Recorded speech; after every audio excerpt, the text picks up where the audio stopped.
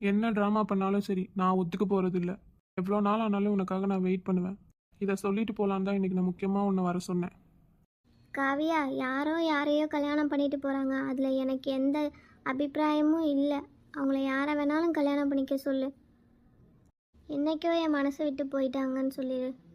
ஆனால் இப்போ நீங்கள் கிளம்புங்கண்ணா. இப்போ இருக்கிற சுச்சுவேஷன் சரியில்லை. நான் அவளை உங்களுக்கு சமாதானப்படுத்திட்டு நான் இன்னொரு நாள் கண்டிப்பாக கூப்பிட்றேன். சரிம்மா, அவளை பார்த்துக்கோணும்ல. அழாதடி சிந்து, நான் இருக்கேன்ல. அப்பா எல்லாத்தையும் செட்டில் பண்ணிட்டாங்கடி, ஒன்றும் பிரச்சனை இல்லை. இப்போது நீ எதை பற்றி யோசிக்காத. கண்டிப்பாக அப்பாவும் அம்மாவும் எங்கேயாவது சேஃபாக தான் இருப்பாங்க. நம்ம தேடுவோம், சரியா? எனக்கு அப்பாவையும் அம்மாவையும் பார்க்கணும்டி.